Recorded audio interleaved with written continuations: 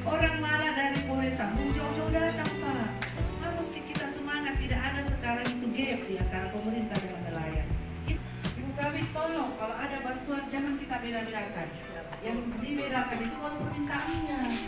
Mungkin sama, tapi jangan ada pernah kita kota kita dengan wali kota, walaupun beliau sudah memberikan ini, tapi perhatiannya ibu itu sangat bagus sekali, apalagi bapak wali kota.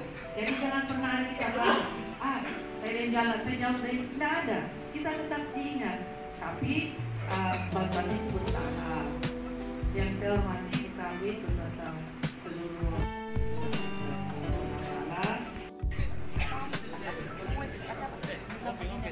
jangan ke sana, nanti yang berkor-kor itu balik ke sana untuk penelitian masalah bubu. Ya. Jadi sebentar kita lihat, kita bahas tadi Pak Kamu sudah menyebut bahwa bubu itu termasuk dilarang ya kalau sesuai peraturan yang ada. Ya. Nah, cuma mungkin kita mau lihat kenapa dilarang. Penangkapan ikan sebenarnya itu ada dua hal yang penting dipahami ya. Itu juga terkait dengan dari sisi pengelolaan ya. Kalau bicara pengelolaan mungkin dari bicara misalnya tata rencana zonasi kalau di wilayah pesisir itu dua hal menjadi penting diperhatikan. Yang pertama adalah lingkungannya ya, lingkungan tadi sudah dijelaskan Pak Kamu juga, atau saya biasa istilahkan tempatnya ikan. Terkait dengan ikan yang hidup di dalamnya ya. Jadi tempatnya dan lingkungannya. Kenapa dua ini menjadi penting? Karena kalau tempatnya terlalu banyak orang menangkap ikan, berarti pasti 2.000. Ya pasti ribu.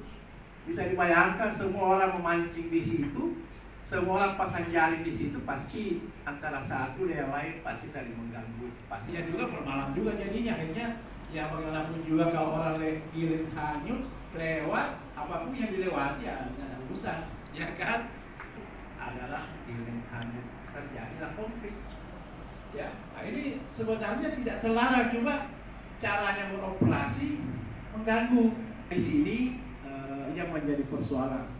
Yang kedua, sampai lingkungan ikannya maupun non ikannya juga perlu diatur. Kenapa? Ikan itu kan walaupun dikatakan bahwa bisa pulih, tetapi pemulihannya lama Pak. Ya, saya pernah meneliti rajungan itu Pak 1 tahun baru bisa diambil. Kalau meminjam bulan 8 itu tahun berikutnya bulan 8 baru bisa diambil, bisa ditangkap. Jadi 1 tahun Pak. Jadi prosesnya lama ya. Sementara kita kan tidak menunggu lama ya. Yang menangkap perlu diatur ya, dikatakan tadi kan Pak Kamarudin bahwa laut kita luas ya. Tidak boleh ya suatu tempat bersama-sama di sana, kan itu juga mengganggu ya. Ikannya juga perlu diatur berapa yang boleh diambil.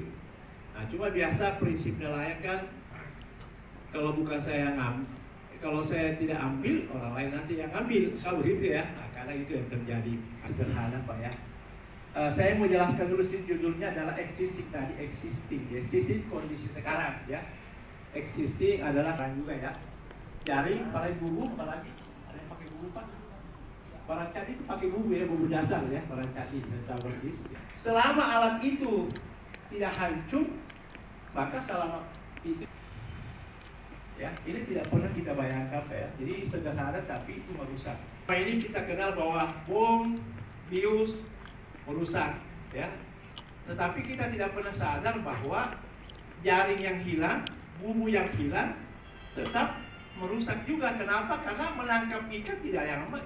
Menangkap ikan mungkin 5 hari langsung ikannya rusak, kan begitu.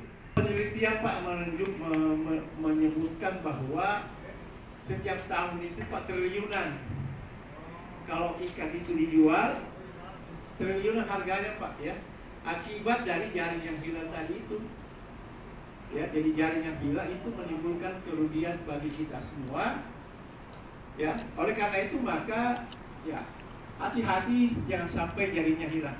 Bukan hanya bom menyebabkan jaring hilang ya, menyebabkan kerugian, tapi jaring yang hilang juga menyebabkan kerugian kita.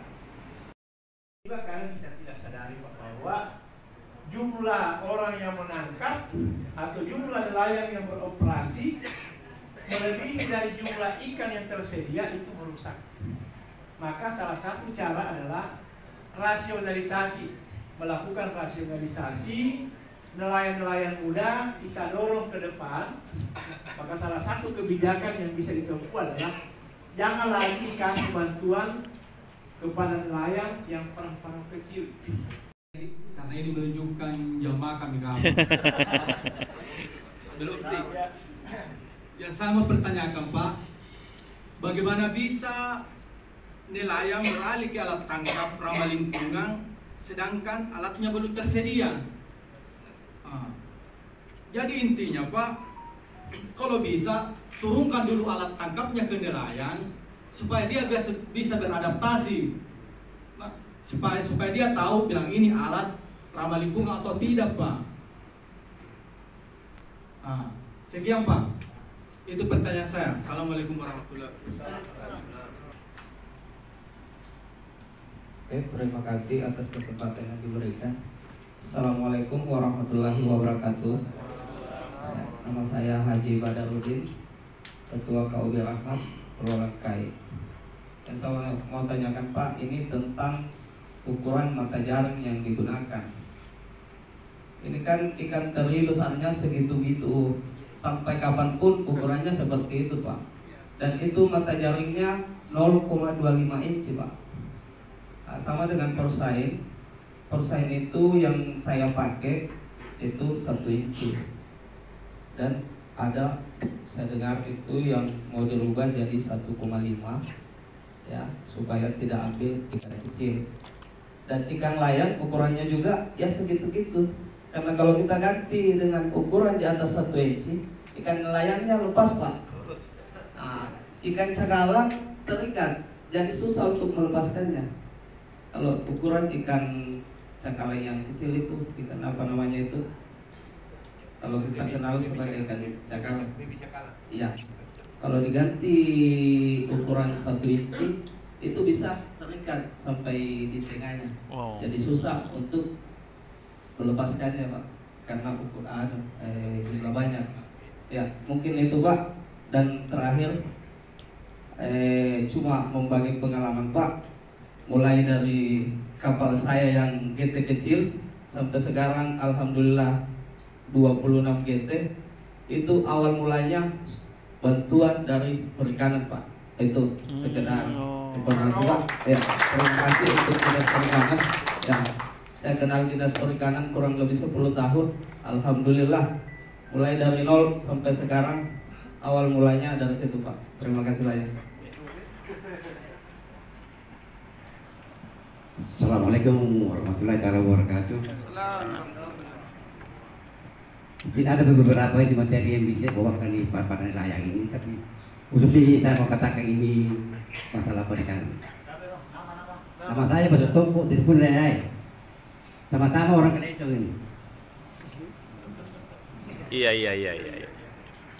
Permasalahan tadi yang disinggung oleh Ibu Dinas, permasalahannya adalah ini ada kaitannya sama berpensi. Karena tidak siapa nelayan di daerah itu tidak mau dibantu. Hanya ada ini masalah sedikit tidak diluruskan. Tidak ada nelayan itu di daerah yang tidak mau dibantu. Pasti mau dibantu sama pemerintah. Nah kemudian kalau mau dibantu nelayan siapa saja, tepat pada sasarannya. Jangan berliku-liku. Saya tidak ada saya buat mereka ini, contohnya berperai, Medius, Bongeka. Kira-kira bantuan apa yang Bapak berikan mereka baru bisa layak hidup? Mau dihindarkan itu dia. Ada tuh berperai kata Bapak, Bongeka itu dia. Bagus. Kira-kira sekarang belum kita ini bisa jawab karena mereka sudah layak hidup, dia melakukan begitu. Jadi kita harus antisipasi mereka ini bagaimana caranya bisa hidup dengan mendirikan. Kebanyakan orang itu tidak berkelompok, kebanyakan menjadi uang. Kecuali di mereka itu karena banyak utangnya itu saya minta. Iya. Karena saya pengalaman. Jadi justru itu saya katakan itu pengalaman saya. Kalau ada nelayan dirinya mengatakan nelayan, saya ini asli nelayan.